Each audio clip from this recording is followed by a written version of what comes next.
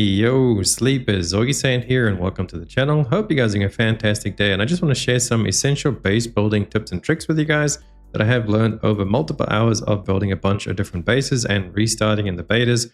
Start the fresh experience like building my very first base.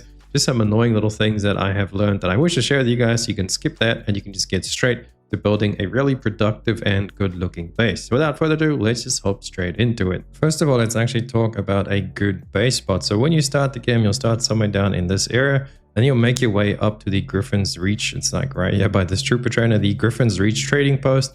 This is where a lot of your contracts are going to revolve around starting first. You also go down to this station, and this will also be a part of a contract. There will be contracts down here. So what I'd recommend for your very first base is to build it in this general area, especially if you build it near the trading post. There's a lot of ores and stuff. There's actually a really nice little spot down there, which you can see in the background. This is where I usually build my first base. And then once I progress through and I've collected all the stuff, and then once you're ready to come up to the anvil and build a base, I suggest building a base right in this area. This is where I'm going to be building a base. The anvil trade post should be right around here somewhere.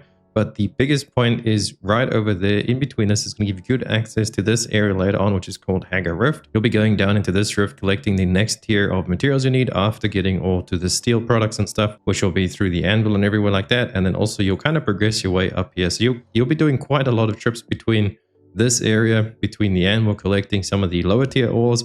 That's what I would recommend your anvil base to be right over there, because it gives you good access. It'll be like a nice little ramp heading up into the base of here. There'll also be a lot of quicksand over here, so you kind of want to avoid the quicksand, but that's why I suggest building it right here in between these little things. Yeah, as you can see in the background, that is where I have this base set up. And if you are going to build there, make sure you don't block the road for everybody else. So you just don't be that guy that builds his giant ass base right in the middle of like a really populated area, or like a good path that a lot of people actually will be going through. Because this is going to be a pretty well-traveled area with people going to and from the Hagar Rift, collecting everything. Like I said, there will be the quicksand just a little bit further. So this will kind of be like the little mid-stop before you actually get into the Hagar Rift. That's why it's a nice spot to make a base. But try and think of other people as well. So you don't want to go ahead and just build your base flat in the middle without leaving any way for people to get through it or around it or over it or whatever. Just leave a little bit of room for traffic. Don't forget about the rest of us sand rats trying to survive in the desert. First of all, try and choose a pretty flat level area to make your base on, because the ramps can actually get a little bit buggy sometimes, especially once you actually end up crafting yourself the buggy.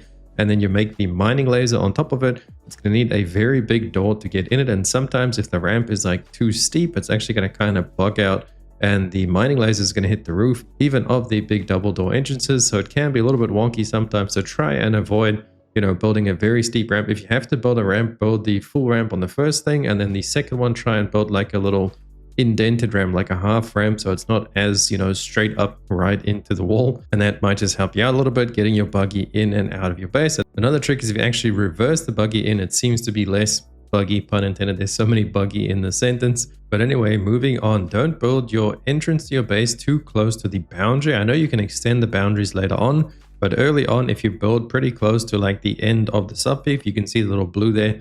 You build very close to it. When you try and make some stairs later, or even when you try and make your ramp, if the ramp or the stairs are even slightly out of your crafting area, they will not let you craft it. So you have to be very specific as to where you actually make your ramp and plan it out. Try and build your entrance first, so you know where you're going to come into your base with the ramp. So try and build the ramp and the entrance first.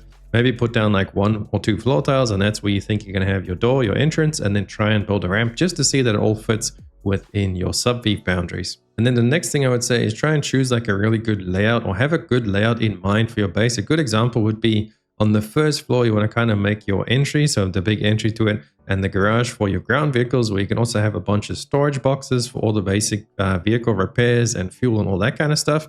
And then some other chests with basic materials that you go out quite often together. So all of the ores and all that kind of stuff. And then maybe a couple of blood purifiers. So basically, as you come in on the first level, you can have your garage and you can park your vehicles in there pretty easily. And then very close by, you'll have all the storage boxes.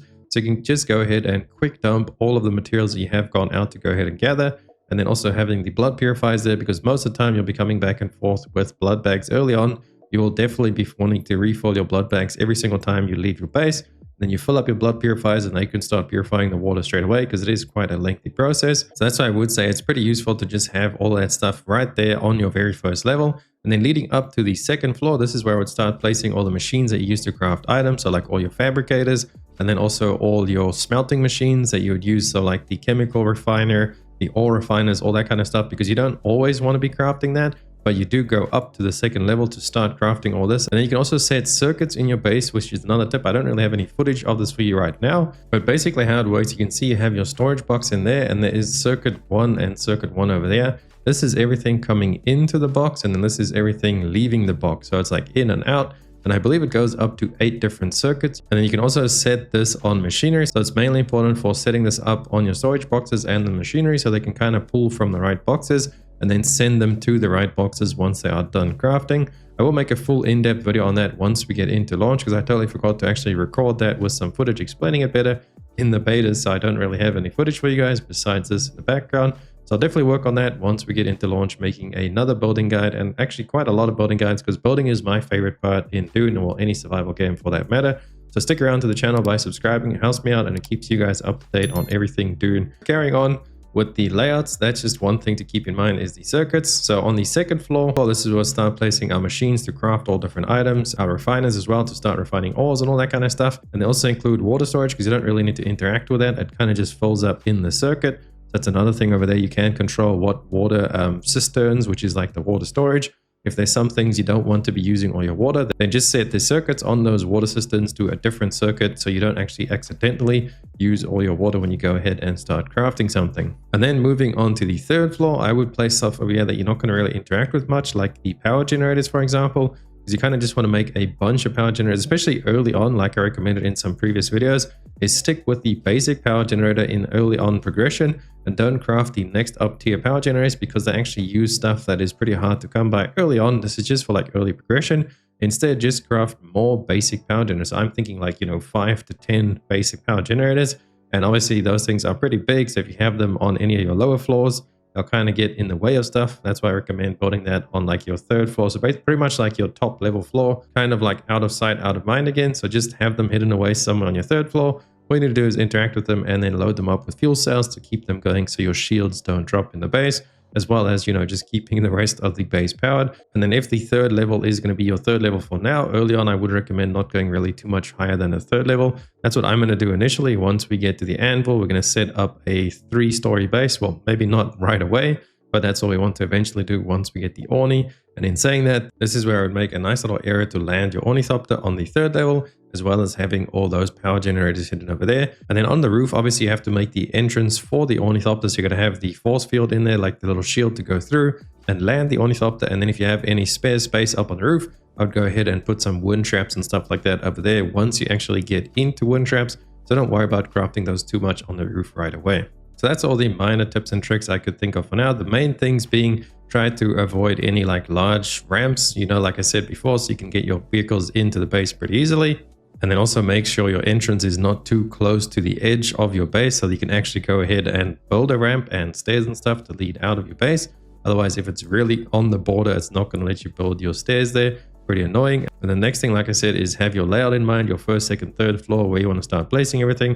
Have it all placed in like a really practical manner. And also make sure you make use of circuits, and then don't craft too high up in the tech tree. So what I mean by that is, for the early generators, like I said before, use a bunch of the early generators before you go up to the next level, as well as with like the blood purifiers. I would go with the blood purifier, and then as soon as I can make the advanced blood purifier, I would start making that. But then some of the other water methods later on, like the wind trap, I believe that actually requires you to have lubricants and some other stuff, which you might not have that much of early on. So that's why I would recommend just craft more blood purifiers until you can afford to actually build the better up ones. So make sure you have like a nice place before you actually decide to go up a tier with all your generators, your purifiers, and all that kind of stuff. And then also with your ore refiners and your chemical refiners, with them, try and go to the higher tier as fast as possible, because you don't need to use anything to actually run those.